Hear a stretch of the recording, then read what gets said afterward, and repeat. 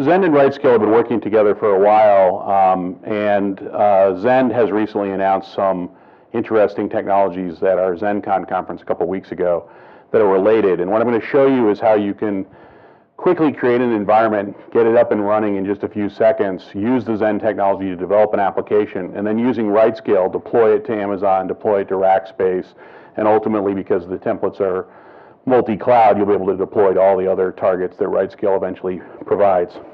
So this all starts with something called the Zend Application Fabric, which is sort of designed around the convergence of social media, cloud, and mobile.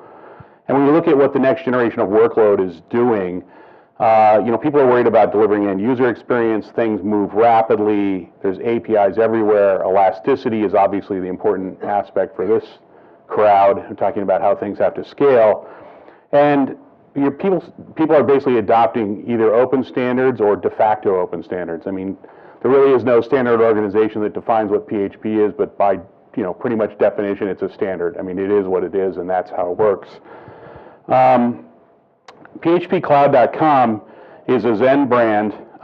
It's basically in two parts. It's the production cloud, which is done through partners. That's Amazon Web Services, Rightscale, Rackspace, IBM Smart Cloud, Private Cloud Technologies, and the Zend Developer Cloud, which is a free site for a developer to run a fully functional version of Zend Server. They have all the capabilities that we have in a very limited capacity, so you can't basically run a production site through it, but it will give you everything that we have available. That's all built on the concept of the application fabric, and you've got IDEs which can tie into it from a development perspective, and then you've got automation APIs that allow you to do automated deployment to production, automated scaling, and a number of other capabilities. So what is the application fabric? The idea is to build a PHP stack that will run on any cloud that handles the things that you need in a cloud. So high availability, monitoring, code tracing. We provide support and hotfixes, application performance management capabilities, caching capabilities, asynchronous execution mechanisms, all of which are designed to scale horizontally. So all of our caching is not centralized in like a memcache server, it scales horizontally within the cluster. All of our page caching scales horizontally within the cluster. The sessions are all managed by the cluster servers themselves. So you don't have to put in any extra infrastructure to handle the horizontal scaling. All the APIs are there. It's all API enabled, so it works with pretty much any technology out there. Obviously, Rightscale is you call it our reference platform. That's where we develop these APIs. That's where we built it. That's the place where it runs best today. In the future, it may run on other platforms with other technologies, but given the speed with which Rightscale is adding clouds, it doesn't seem to be much of a motivation for us to move anywhere else at this time, which we're perfectly happy with. So let's talk about the Zend Developer Cloud, because this was development to production, and so let's talk about the development cloud. One of the things that we see is when people start developing stuff, they want to get up and going instantly. And if you say, well, how long does it take to bring up a server in Amazon? Well, it's a few minutes. And if you're a developer and you need to spin up an instance for something, a few minutes is eternity for a developer. Developers' attention span is measured in roughly the same attention span as my dog, about 2.5, 3 seconds, and then a developer's distracted again. And so we wanted to give something that would give instant spin up. We also wanted something that would give you incredible debugging capabilities. So Zend Server has built into it these amazing things to monitor your application, know if any PHP errors occurred, know if any requests were slow, all this kind of stuff, and it's all there for production environments. But as a developer, you don't really get access to that usually. So we're going to give you complete free access to that. We also wanted to enable sharing at a very high level. So one of the things that's challenging with any kind of virtualization technology that the cloud actually can let you solve is if you've ever used VMware Workstation or you've used VirtualBox and you want to pass a working server to somebody to test out, you've got to figure out how to get a 2 gigabyte file to them. Well, last time I checked, getting a 2 gigabyte file to somebody, even on your own network, sometimes is challenging. If I want to get it to our guys that work in Israel, it's got to go out of the little teeny cocktail straw we have to the internet here in the United States and in through their little teeny cocktail straw on the other side to get that there. And it can take me an hour to send them a virtual image. And trying to open firewall rules so that they can actually see the image running on my server, that takes apparently a PhD degree in Microsoft firewall rules and Windows 7. It just never works. Well, when things are in the cloud, they're already out there public. So I can take and let you say, well, here's my server, just go look at it. And by definition, you can see it, because if I could see it, you could probably see it. Now, we do allow security, and you can put password protection on it so not everybody can see it, but the idea is that it's really easy to do. The second thing is, if I want to give you a snapshot of something to let you play with it independently, and I want to continue to work on mine, when I make that snapshot, handing you that snapshot is literally handing you a URL. And you say, oh, I want this URL to work, and basically as soon as you give me that URL, I can spin up an environment that contains not only the code and all the server settings, but also a copy of your database. So in essence, within 10 seconds or so, you're up and running with an exact copy of what I had. And you can diagnose things, you can help me work through my problems, and believe me, I have a lot of problems. And so this whole environment sort of creates a mode of sharing. Once you get done, what you have, once you get the application working, is you have a package, and you can take that package and deploy it anywhere the Zend application fabric runs. So in Rightscale on racks, in Rightscale on Amazon, in Rightscale using Eucalyptus, you know, any place that Rightscale runs, any place that you can run Zend Server yourself. So if you want to put Zend Server on premise behind your firewall, you can take the exact same package, deploy it there. When you deploy the package in the cluster, it'll automatically propagate the package across the entire cluster. It'll do a rolling update of your server so you can basically, you know, don't have your whole system down while it's updating to the next version. A number of really nice capabilities. So basically what we're trying to do is really improve developer productivity, give the best scale-out environment on the cloud of your choice. That's our philosophy about phpcloud.com, and that's what we're trying to accomplish. Now, all that was really interesting stuff, but let's actually talk about how that might really work and what that really might mean. So you want to log into a development environment? Great, let's log in. We've got here something, let me see if I can make this a little bigger. Does that help people in the back? Okay. Put on my old man glasses so I can see what I'm doing.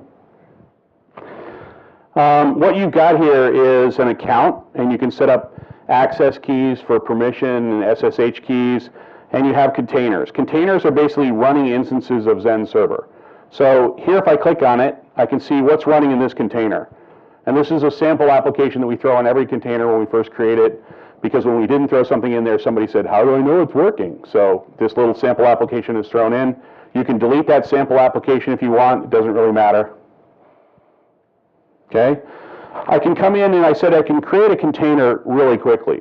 So let's see how long it takes me to create a container. Call it ZenCon2. I give it a password. And I'm going to say, create this container. So this is how long does it take me to actually spin up an instance that's running a copy of Zend Server in the cloud. So it says this may take a few moments, and it'll take about 10 seconds, since hopefully no network glitches, which the network's not super speedy here, but this should be okay. So the container's up and running. It's putting the default application out there. And within a few seconds, I've got basically a complete copy of Zend Server up and running. So I've got everything that Zend Server has. If I go back to my other ZenCon container here. Why ZenCon? Because I haven't recreated my container since the demo 2 weeks ago. I should have called it Rightscale. Sorry, my bad. What you've got here is a running container. You've got Git access. So if you want to load code into your container with Git, you can do that. You've got the ability to take code tracing. You've got the ability, like I said, to take a snapshot. So if I want to take a snapshot to hand to somebody else, I click take snapshot. It wants to know what the snapshot's description is. I'm not good at making up descriptions. I say take snapshot, and within a few seconds I'll have a snapshot. I can then take this snapshot. I can launch it. So if I want to take an old snapshot that I have, run it, make a container, boom, click. If I want to hand it to you, I can hand it to you. I can say it's shared, and then when I scroll again, it's going to lose that. And here's the URL. I simply send you this URL. You can come into PHP Cloud, say, launch me this URL, and within 10 seconds, the same amount of time you saw this come up and running, you'll have a running copy of that. What's a container? Is it like an instance kind of, or an image? It's technologically, we're slicing an Amazon instance with lightweight containers. Okay. So we're running this in Amazon, and we can get about 100 developers on an Amazon large instance. So the reason it spins up in 10 seconds is we spin up an Amazon large instance when we get close to 100 active users. And when we get the next, when we get to about 90 active users, we spin up another instance, in essence. And then when users come in, they register, they get their container or whatever, we spin it up on some server. There's a whole bunch of voodoo going on under the covers to make sure that your routing goes to the right places and all that kind of stuff. But in essence, we can spin up a Linux lightweight container in about 10 seconds. You can't spin up an Amazon instance in that amount of time. It's just not going to happen. In fact, I don't know of any cloud that you can spin up an instance in 10 seconds. There might be one, I just don't know of it. I'm not saying that there is or isn't.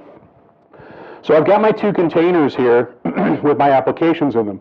In addition to being able to revert back to a snapshot, delete my container, do various other things, I can invite my friends, but I'm not going to do that, unless somebody here desperately needs an invite.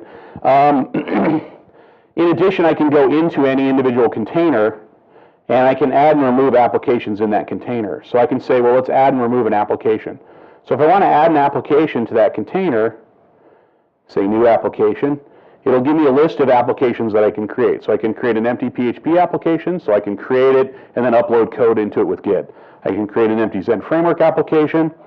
I can create an empty Zend Framework 2 application, because Zend Framework 2 is in beta now, and if you want to start playing with new technology, this is probably the simplest way to get it. Or you could download the couple hundred megabytes from the Zend Framework site. But if I do this, for example, I say deploy an app, I got to give it a name, ZF2, and I say deploy the application. Within just a few seconds, I basically have another application in my system that's now set up to run Zend Framework 2. Don't know if you noticed, but there was also Drupal, WordPress, whatever. Quite honestly, deploying Drupal this way is a great place to start if you're going to do stuff with Drupal, but really what you need to be able to do is not only deploy Drupal, but then start creating modules and loading those modules in. That's what we'll talk about later as far as how the technology of the integration with the development tools works. So what you've got here is a system running in the cloud, developing applications in the cloud, where you can access cloud services, you can target cloud things. All this is wonderful for creating applications. How do I get code to it? Again, like I said, there's the ability to do this through Git. There's the ability to do it through other technologies as well. So if, for example, it says, how do I deploy my application code? I can click on this. It tells me how to upload stuff with SFTP. So if you're using NetBeans and you want to upload the applications with SFTP, this tells you how to do it. It also tells you how to do a number of other things. It tells you how to manage your database instance, because each container gets its own database schema. You're allowed to put whatever database tables you want in there. It tells you how to manage that, how to get access to that information. So that's all well and good, but let's try to do something real here. So if I go over to Zend Studio, which is Zend's IDE, it's Eclipse-based, it's built on top of PDT.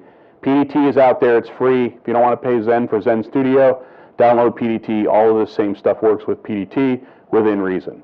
There's functionality in here that's Zend Studio specific, but as far as the ability to get an application, run it in the cloud, in the developer cloud, and deploy it to other clouds, all that functionality is there. Some other things that I'm going to show you are Zend Studio specific.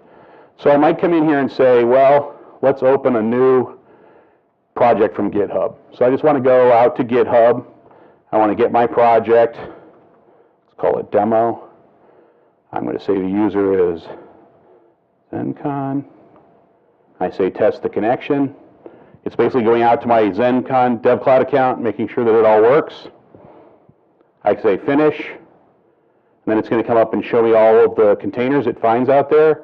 So it says, well, do you want to use ZenCon or ZenCon 2? So these are the two containers I have out there. I'll say I want to use ZenCon. Next, I can specify any libraries that I might want. I say finish. And what it's going to do is basically extract that project from GitHub, pull it into Zend Studio, and get it all set up so that I can deploy it into DevCloud and ultimately deploy it into Rackspace and Amazon for production. So what I have here is an application.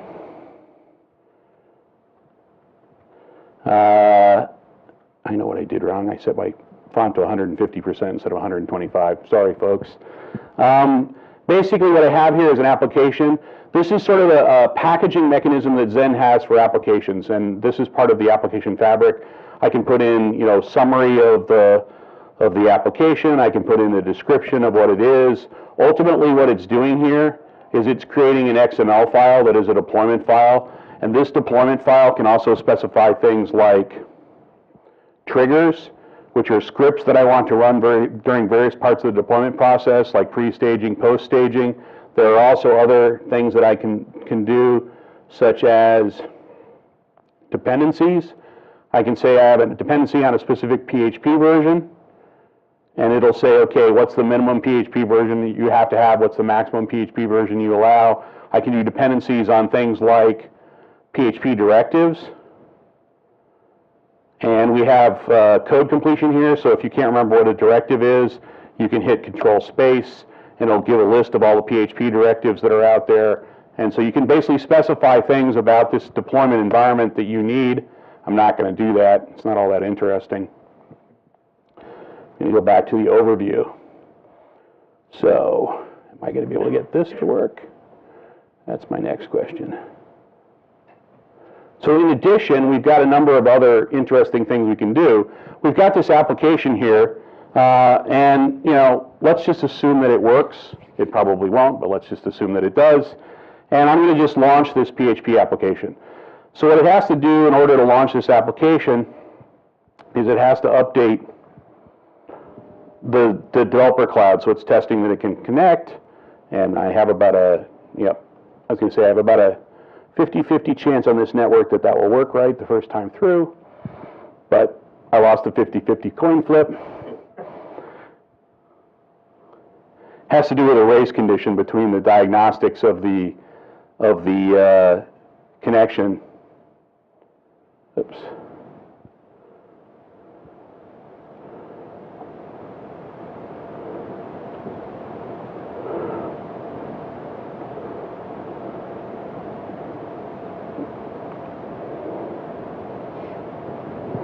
And so what it's going to do is deploy that application over in the dev cloud, and then it's going to launch it in the dev cloud. So basically it automatically launched it in Chrome. You guys probably saw an app that looked an awful lot like this during the keynote demonstration. Surprise, surprise, that's because Ryan stole it from me. This is the one we used at ZenCon a few weeks ago, but it gives me an opportunity to show you some interesting things that the dev cloud can do. So one thing is it automatically detected an error. So how many of you ever type in a URL in your application, hit return, you look at it and go, seems like it works. In fact, that's the extent of testing that a lot of people do. Seems like it works. So in the background, because the monitoring system was running, it knows it didn't work. In fact, it knows that it had a fatal PHP error, and it knows, in fact, exactly where that error was. And I can actually see the stack trace. I can see exactly where it failed. I can even pull up things like the code tracing in Zend Server, which will show me the entire flow of the program up to the point of the failure and all the way back out to the response. So I've got incredible diagnostic information here. And the system was popping this up right in front of me saying, hey, excuse me, but you might not have noticed this, but in the background, your code didn't work right. And if that had been a slow database query, it would have done the same thing. Hey, it was a slow query. Hey, you had a slow call to a curl function that was calling some web service. Most of the time, you don't even notice this as a developer. Well, you might notice PHP fatal error, but maybe not. I've seen some amazing stuff that people deploy that barely works. In fact, we see it way too often here at Zend. But if I go back and I go back to my IDE and I say, well, what is it really that's going on here? So I can expand my project and look at my application. The first thing I want to do is fix this controller because we don't really want to see ZenCon stuff. We really want to see Rightscale stuff. Okay. And then it was telling me that there was a fatal PHP error in my view. And if I go to my index PHP HTML file and I look at it, I can see that there's an error here. It's some warning that it's giving me. And through the wonders that is PHP, the fact that it doesn't exist is actually a warning. Who knows? It might exist at the time it actually calls it. So, but it's not. Should have been date. So I hit that. I hit Control S to save that file. I hit Control S to save this file. Let's go back to Chrome. Let's go right back to our application. Hit refresh. And literally, the application's been updated in the cloud. It's running in the cloud. And it's now Rightscale. It's popping up some other error. Okay, this is a different error. I don't have my fatal PHP error anymore, but I have a slow request execution. Why is that? Well, if you've ever called Twitter to fetch Twitter feeds, sometimes it's really, really fast, and sometimes not so much. Okay? So in essence, what you're getting here is an error that's, in your case, you may say, well, that one I don't care about. I can't speed up Twitter. Well, maybe you should cache the Twitter requests or something like that for this page and only fetch them every 5 minutes. I don't know what you should be doing, but in essence, if I go back and run this again, hopefully it'll be fast and it won't pop up that error. So what you see here is an environment where as I change the code and save it, it's automatically writing it out immediately to the cloud, and I can immediately test it. So if we go down here to the bottom, we see, oh, it still says ZenCon at the bottom. Again, one more change. Let's just go fix that. So I go down here. I say, oh, yeah, this should be Rightscale. And yeah, don't comment on my programming style because A, half the errors in here are because I'm stupid and the other half are because I'm trying to demonstrate something. So again, immediately we scroll to the bottom. Let's just dismiss this again. And you can see that it's changed. So that's the kind of integration we have between the system that's running in the cloud and an IDE. Now that I've built this application and I want to turn around and run this in production. Not that it's the greatest application on the planet, but I want to run it in production. So first let's pop over to Rightscale. Let me talk a little bit about the Rightscale Zend solution pack.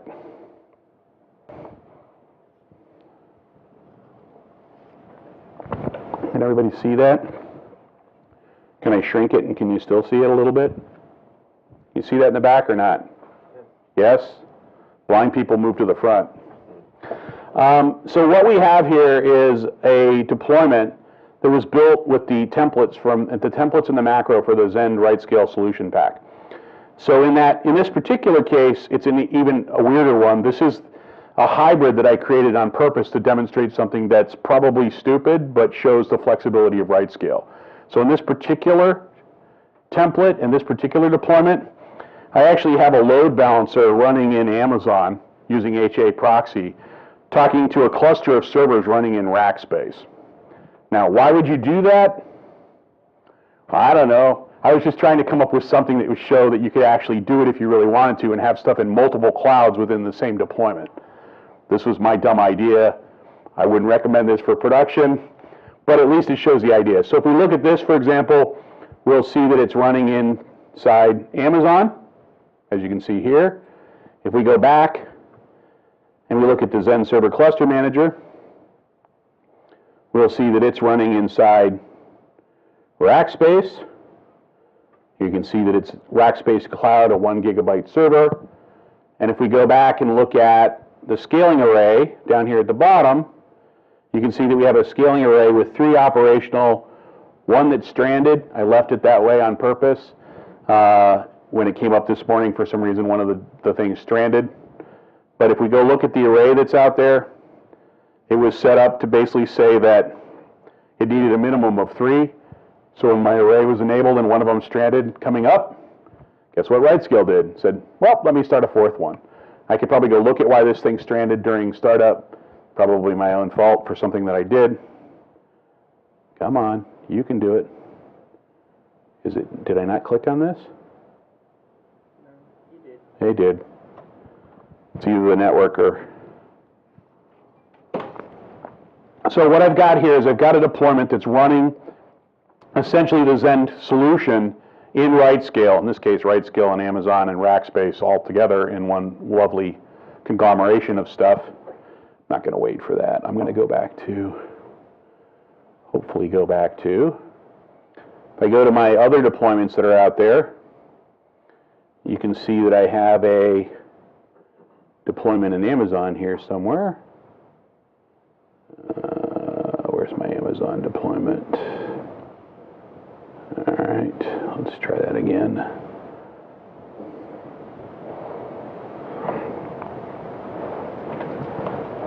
Find my Amazon deployment. So here's another deployment in Amazon. It'll show you the kinds of things that you're used to if you're used to Rightscale. If you're not, somebody will be glad to get you a demo. But here we have a number of servers. We have a database server. We have an HA proxy. We have another database. So this is a cluster manager, and then this is a database for the applications. Again, we have an array down here, in this case with some servers in it. We can see that it has a few instances running, because in order to do real HA, you definitely need at least 2 servers and probably 3. Our argument would be if you need 2 to support your system, you need 3 for HA, because if you lose 1, you still have to have 2 or HA goes away. So that's our argument. But in any case, we have this thing up and running. You can create this really simply by just coming in and running a macro. You take the macro, you go through the process, it creates the whole deployment template. There's one for Rackspace, there's one for Amazon. Well, it's not one macro, it does the right thing on both platforms. So that's the idea. So if we go out to, for example, the Amazon thing, and we try to go to the demo, I'm doing this just to show that it doesn't work, you can see that that demo application is not running in my Amazon cluster. Similarly, it's not running in my Rackspace cluster. So I want to get this application that I built, and I want to get it on that platform. So how complicated is that? Well, I'm going to do it through the IDE because it's easier for me to do it there, but there's a command line way of doing this. There's web services way of doing the exact same thing that I'm doing. So I'm doing it through the IDE because it looks cool. But so if I come over here and I come down to targets, you can see here's my 2 PHP cloud targets. I say I want to add another one. I want to add Zend server, ...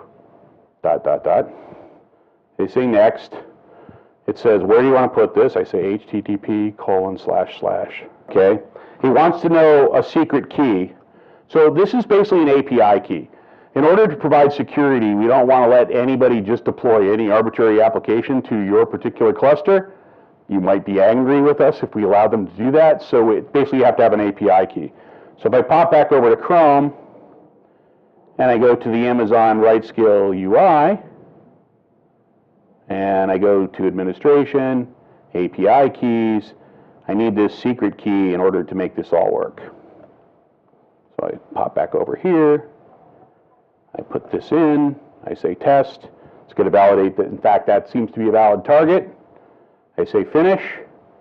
Now how do I get my application to run over there? I say Deploy Application, and it says, where do you want to put it? And I say, let's put it here. I need to do one slight fix-up because the URL is slightly different for the application. So now it's going to deploy that application on that target. So it's done. It's already out there. It's already in my cloud. So I come back over here, and I go back to my Rightscale Amazon application. There it is.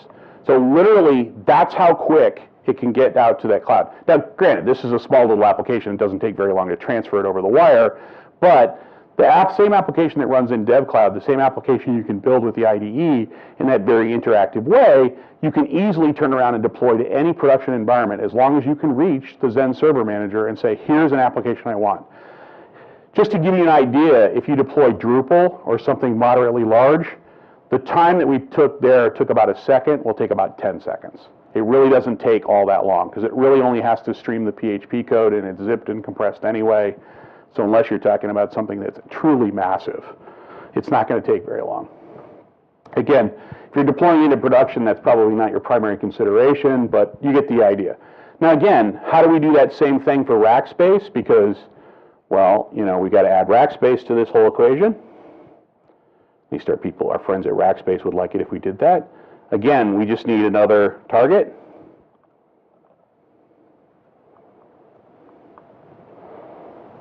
And by the way, we're adopting the Rightscale model of calling Rackspace RAX because otherwise Rackspace and Rightscale have the same initials and we can't really do that. And again, we need the target, we need the key from that one. So we have to go to our Rax UI.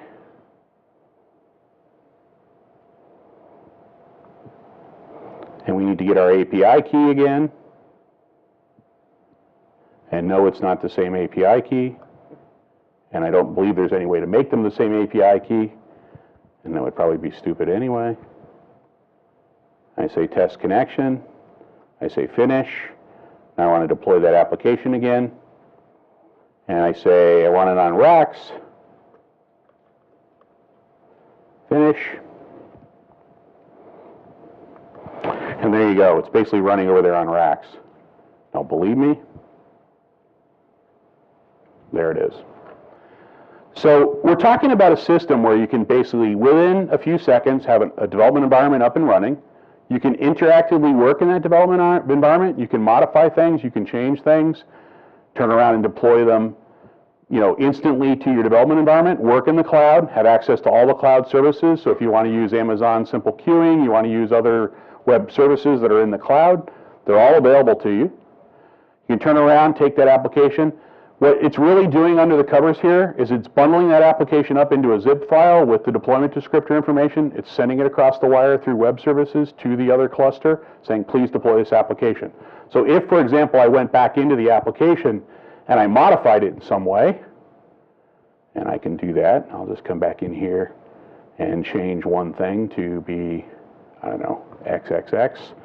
I hit Control S. It, by the way, updated my development workspace immediately, but I need to actually deploy that again to one of the other targets. And I can simply say, all right, let's update racks again. I hit finish. You didn't change the URL. No. Thank you.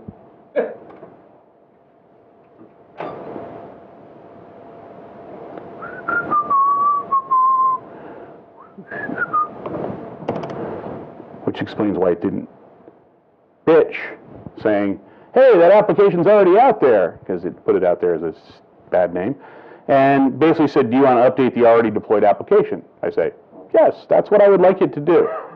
It says, okay. And now if we go back here, and we run our Rightscale Racks application again, down here at the bottom, you can see that it's updated. So you've got a whole environment. Now, all of this is done with public APIs. There's no special voodoo going on under the covers.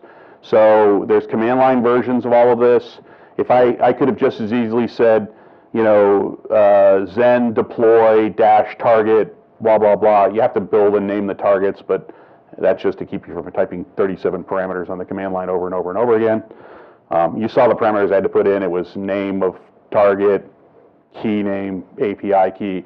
You probably don't want to type that over and over and over again on your command line. My guess, just the way it works. So all of this is available to you. Everything is there. A couple things that I don't know if I mentioned. phpcloud.com is in early access beta right now. It's invite only. If you want to get an invite, come by, give me your card. I'll get you signed up. It's going to go public beta. The base development environment in phpcloud.com is going to be free. Anybody who wants to use this can use it for free. Obviously, we don't make that much money on development tools. We build them. We do sell, Studio and a few other things. But fundamentally, it's ultimately all about production and production deployment. So we're going to basically make all this stuff available to people for free in development. That's about it that I had for my demonstration and my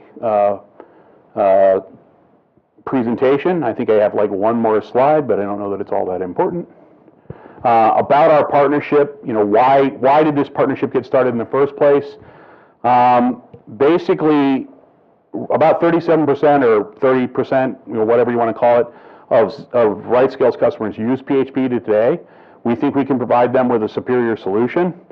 By the same token, about half of our customers were saying, how do we do this in the cloud, and how do we pay by the hour? And Zend doesn't have the infrastructure in place to charge and bill and do stuff by the hour. So with the solution with Rightscale, we can basically take the operational experience that Rightscale has and how to manage the clouds and the clusters and the scale up and the scale down, and the solution that Zend has, which basically can handle that all from a PHP level transparently, and produce a solution that essentially gives you a PaaS in the cloud.